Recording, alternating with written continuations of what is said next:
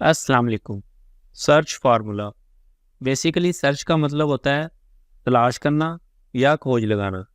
हम देखते हैं कि एक्सेल में सर्च फार्मूला का क्या फंक्शन है। इसके अलावा हम फाइंड फार्मूला और सर्च फार्मूला के दरमियान डिफरेंस को भी डिस्कस करेंगे। यहाँ पे मेरे पास एक डाटा है। फर्स्ट कॉलम में टेक्स्ट आ रहे हैं और सेकंड कॉलम में लेटर्स आ रहे हैं। हम इन लेटर्स की पोजीशन को इस टेक्स्ट में से सर्च करेंगे, जिसके लिए सर्च का फॉर्मूला यूज़ करेंगे। मैं इस सेल में सर्च का फॉर्मूला अप्लाई करता हूँ, इज इक्वल टू सर्च। जैसे ही मैंने सर्च को एंटर किया है तो एक्सेल हमें सर्च फार्मूला का पर्पस बता रहा है।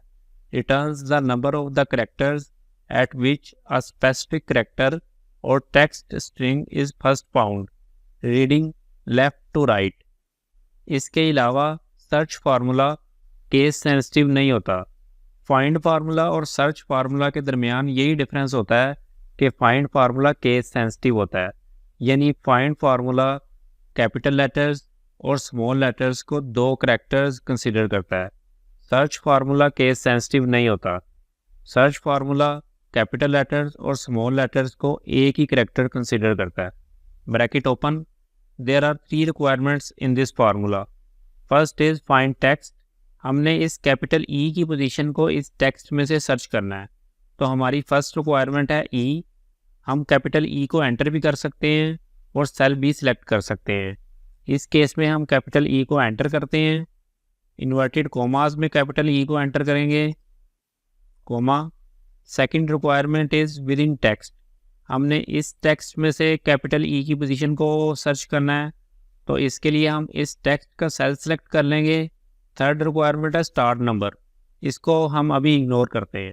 Bracket close, enter. Capital E की इस टेक्स्ट में पोजीशन है 1। नाउ हम स्मॉल ई की पोजीशन को सर्च करते हैं। इसके लिए अगेन सर्च का फॉर्मूला अप्लाई करेंगे। Bracket open. फर्स्ट रिक्वायरमेंट है स्मॉल ई। इस केस में हम सेल सेलेक्ट कर लेते हैं स्मॉल ई का, कोमा। टेक्स्ट का सेल सेलेक्ट कर लेते हैं जिसमें से हमने स्मॉल ई को सर्च करना है।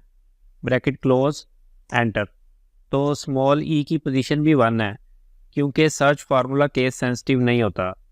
पहले हमने फाइंड फार्मूला यूज़ किया था तो स्मॉल ई की पोजीशन आई थी 4, क्योंकि स्मॉल ई इस टेक्स्ट में चौथे नंबर पर है। सर्च फार्मूला केस सेंसिटिव नहीं होता, इसलिए इसकी पोजीशन 1 ही आई है। नाउ हम स्पेस को सर्च करते हैं। सर्च का फार्मूला अप्लाई करते हैं इसके लिए। Bracket open. इन्वर्टेड कोमास में स्पेस को एंटर करेंगे, कोमा। ये टेक्स्ट का सेल सेलेक्ट कर लेते हैं। Bracket close, enter. तो स्पेस की पोजीशन इस टेक्स्ट में 10 है। अब हम third requirement which is start number, उसको भी डिस्कस करते हैं।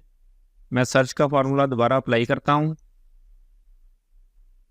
इस केस में हमने सेकंड ई की पोजीशन को सर्च करना है।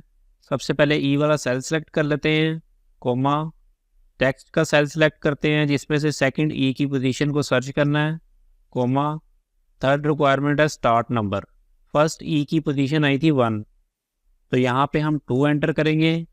तो एक्सेल सेकंड करैक्टर से ई की पोजीशन को फाइंड करेगा, लेकिन काउंटिंग वो फर्स्ट करैक्टर से ही स्टार्ट करेगा। अगर हम स्टार्ट नंबर में 1 एंटर करेंगे तो इस ई की पोजीशन 1 ही आएगी, क्योंकि एक्सेल फर्स्ट करैक्टर से ही ई को सर्च करना स्टार्ट करेगा। ब्रैकेट क्लोज करते हैं, एंटर। तो सेकंड ई की पोजीशन है 4। इस टेक्स्ट में भी देखते हैं तो सेकंड ई की पोजीशन है 4। इसी तरह हम सेकंड स्पेस को भी सर्च करते हैं। इसके लिए सर्च का फॉर्मूला यूज़ करते हैं। Bracket open. इन्वर्टेड कोमास में स्पेस को एंटर करेंगे। टेक्स्ट का सेल सेलेक्ट करते हैं, कोमा। फर्स्ट स्पेस की पोजीशन है 10, तो यहाँ हम 11 एंटर करेंगे।